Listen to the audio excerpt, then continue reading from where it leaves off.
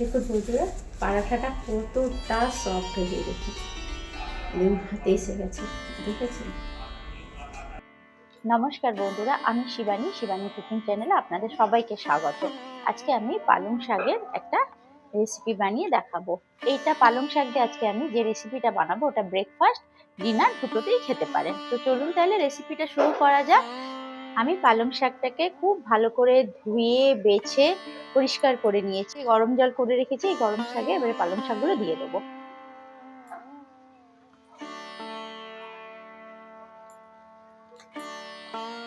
এই দেখুন, জলটা ভালো করে আগে গরম করে নিয়ে তারপরে পালং শাকটাকে এই গরম জলের মধ্যে ডুবিয়ে দিলাম।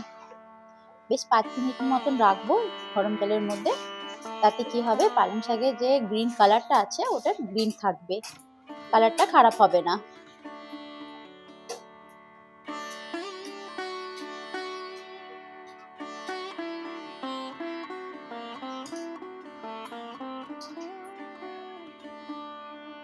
বন্ধুরা এই দেখুন, আদা দিয়ে দিয়েছি কয়েক টুকরো।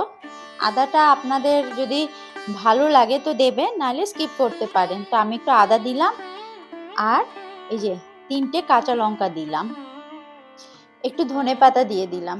এই দেখুন, 1 মুঠো ধনেপাতা দিয়ে দিলাম, দিয়ে এটার একটা পেস্ট বানিয়ে নেবো।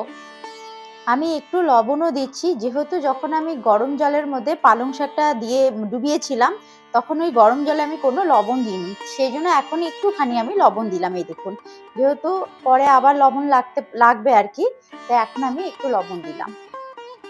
পেস্ট করে নিচ্ছি।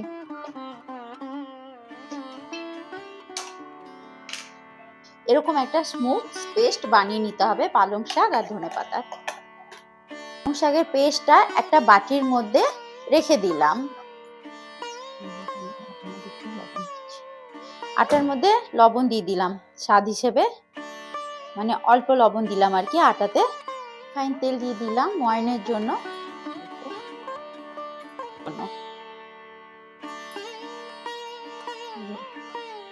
আমি এর মধ্যে একটুখানি আজওয়াইন দেব, হাতের মধ্যে একটুখানি ডলে দিয়ে দিলাম, জোয়ান আর কি। মাখিয়ে নেবো এবারে আটাটাকে, ভালো করে মাখিয়ে নিচ্ছি আটাটাকে, মানে ময়ান করে নিচ্ছি। দেখেছেন কত সুন্দর ময়ান হয়েছে। এবারে এই পালং শাকের পেস্টটা দিয়ে দেবো ওই আটাটার মধ্যে, এই পেস্টটা দিয়ে মাখবো।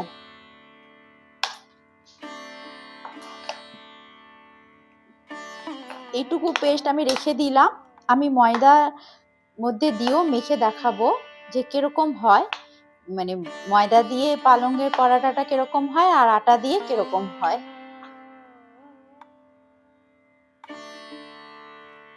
মিক্সির মধ্যে যেটুক পালং শাকের পেস্ট লেগেছিল ওটাই আমি জল দিয়ে দিয়েছি, ওই জলটা দিয়ে আমি আটাটা মাখবো।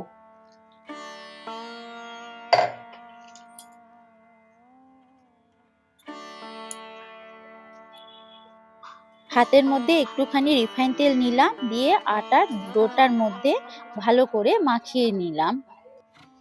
ভালো করে আটাটাকে গুঁথতে হবে, যত ভালো গোতা হবে তত লাচ্ছা পরাঠাটা ভালো হবে।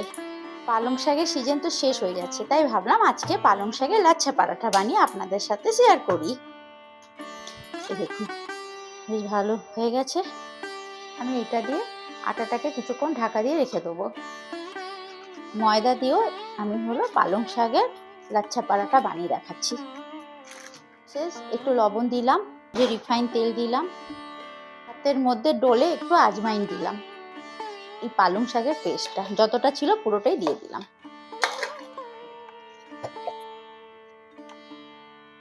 এটা ময়দা দিয়ে মেখেছি পালং শাকটাকে, এই বাটিটা দিয়ে ঢাকা দিয়ে দিচ্ছি আটাটাকে। ময়দার ডোটা থেকে লেচি কেটে নিলাম 4টে। স্টিলের একটা ছোট বাটি নিয়ে নিলাম, ওই বাটির মধ্যে 2 চামচের মতো রিফাইন তেল দিয়ে দিলাম, আর কর্নফ্লাওয়ার দিয়ে একটা ঘোল বানিয়ে নিলাম। পালং শাকের পরাঠা লেয়ার বানাবার জন্য এই ঘোলটা লাগবে। এবার একটা লেচি নিয়ে বেলে নিচ্ছি, রুটি মতন করে একটু বেলে নিতে হবে।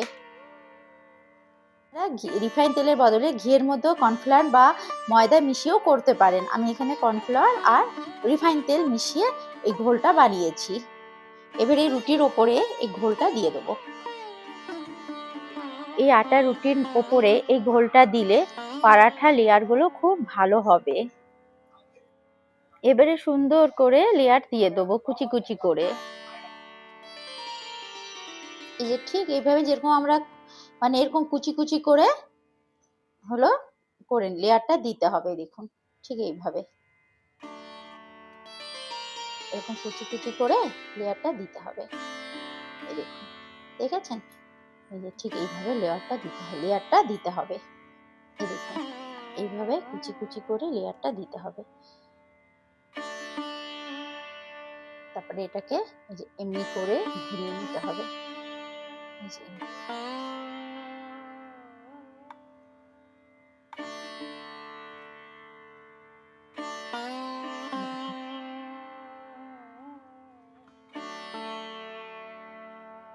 এটাকে এবারে বেলে নেবো।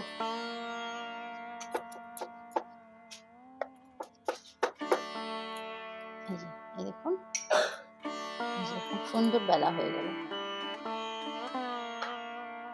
তাওয়াটা বসিয়ে দিলাম, তাওয়াটা এবারে গরম হবে। কাল ধরলে না তো পারবি না।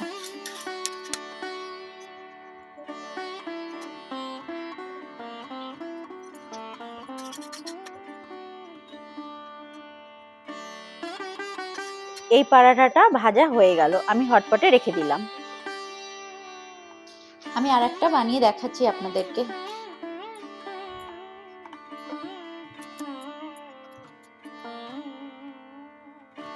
ওপর থেকে আমি একটু শুকনো ময়দা দিয়ে দিলাম। কর্নফ্লাওয়ারও দিতে পারেন, ময়দাও দিতে পারেন। আমি দু রকম ভাবেই করে দেখছি, দেখি না কিরকম হয়। এবারে হলো এমনি করে ভাজ করে দেবো। দেখুন ঠিক এইভাবে ভাজ করতে হবে।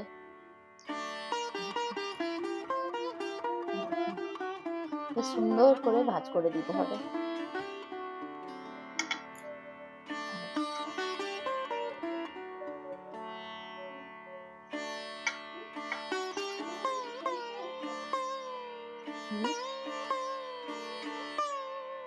এই দেখুন লেয়ারটা তৈরি করে নিয়েছি।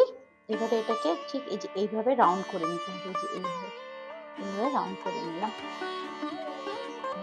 এমনি করে মুখটা বন্ধ করে নিতে হবে। এবারে বেলে নেবো।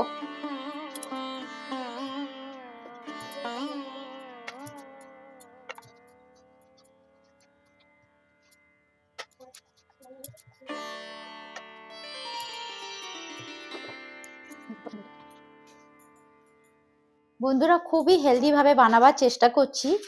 এই হলো পালং শাকের পরাঠাটা। আমি হলো এবারে আর হলো কর্নফ্লাওয়ার আর হলো রিফাইন তেলের মানে ঘোলটা আর দিলাম না। আমার মনে হলো একটু তেলটা বেশি হয়ে যাচ্ছে, সেই জন্য আমি শুকনো ময়দা ওপর থেকে মানে ছড়িয়ে দিলাম। আপনারা ময়দা কর্নফ্লাওয়ার কিছু বি ছড়িয়ে দিয়ে করতে পারেন।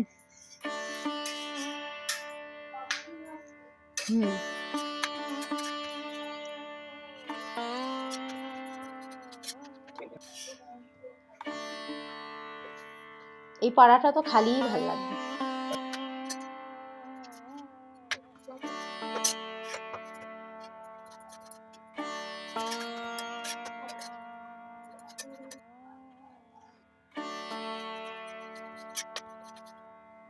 এইভাবে সমস্ত পালং শাকের লাচ্ছা পরাঠাগুলো বানিয়ে নিলাম। এটা আমি আটা দিয়ে বানালাম। এরপরে আপনাদেরকে আমি ময়দা দিয়ে লাচ্ছা পরাঠা বানিয়ে দেখাচ্ছি। এই দেখুন ময়দার যে ডোটা আছে ওখান থেকে আমি 4টে লেচি কেটে নিলাম। ময়দার এই লেচিগুলোকে হাত দিয়ে ভালো করে গোল করে নিলাম।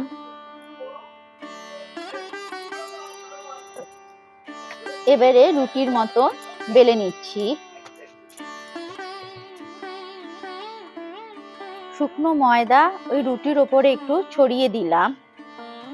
তারপরে লেয়ার দিয়ে গোল রাউন্ড করে লাচ্ছা পরাঠার আকারে করে তারপরে এটা বেলে নিলাম।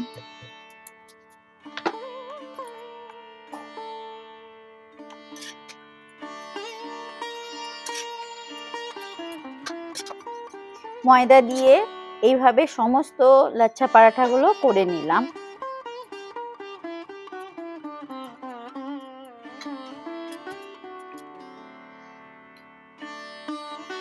এই যে বন্ধুরা লাচ্ছা পরাঠা,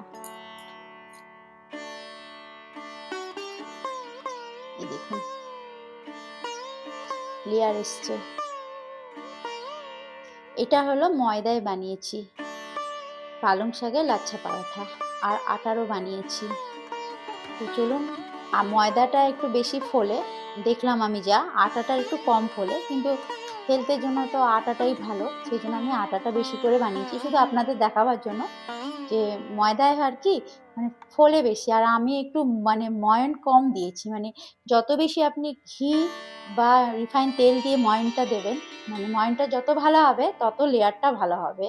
হ্যাঁ, আমি একটু, যেহেতু আমার বাচ্চারা খাবে সেই জন্য আমি একটু কমই তেলটা ব্যবহার করেছি।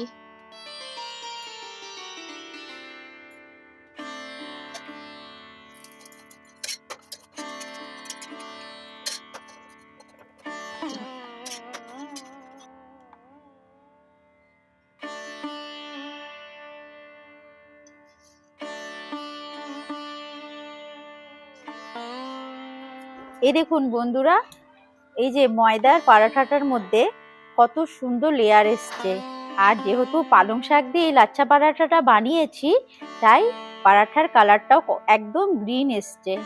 এই দেখুন কত সুন্দর লেয়ার এসছে। আমি ময়নও কম দিয়েছি, আমি একটু তেলের ব্যবহারটা কম করেছি, কিন্তু তবুও বলবো অনেক সুন্দর হয়েছে লেয়ারটা।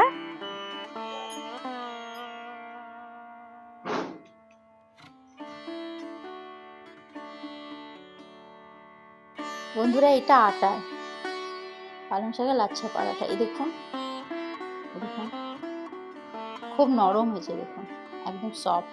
এই দেখুন হাতে নিয়ে নিলাম, আর লেয়ার দেখুন, দেখুন লেয়ার হলো, দেখছেন লেয়ার দেখছেন।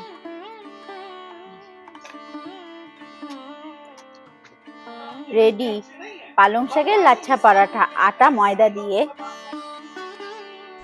দেখুন বন্ধুরা পরাঠাটা কতটা সফট হয়েছে, দেখুন একদম হাতে এসে গেছে, দেখেছেন। আমি চেষ্টা করেছি আজকের এই লাচ্ছা পরাঠাটা পালং শাক দিয়ে একটু হেলদি বানাবার, সেই জন্য আমি একটু তেল কম ব্যবহার করেছি, ময়নেও তেল অনেকটাই কম দিয়েছি। তো বন্ধুরা কিন্তু খেতে দারুণ হয়েছে, আর লেয়ারও ভালোই এসছে। তো আপনারা বাড়িতে বানাবেন, বাচ্চাদের খাওয়াবেন, বড়দের খাওয়াবেন। আমি এখানে পালং শাকের লাচ্ছা পরাঠাটা কড়াই ফুলকপি দিয়ে আর ছোট নতুন আলুর দম দিয়ে সার্ভ করলাম। এই কড়াই ফুলকপি দিয়ে দারুণ লেগেছিল খেতে, আর এই নতুন আলু দিয়েও, এই নতুন আলুর দম দিয়েও খেতে দারুণ লেগেছিল এই পালং শাকের লাচ্ছা পরাঠাটা।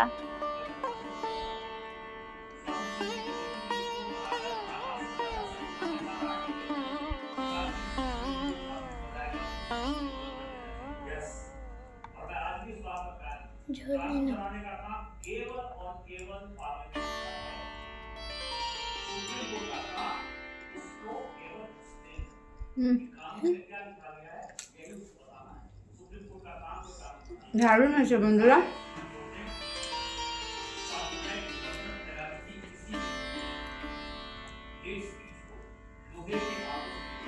কড়াই ফুলকপি আর এই ছোট আলুর দম দিয়ে দুটো দিয়ে খুব ভাল লাগছে খেতে এই পালং শাকের পরাঠাটা।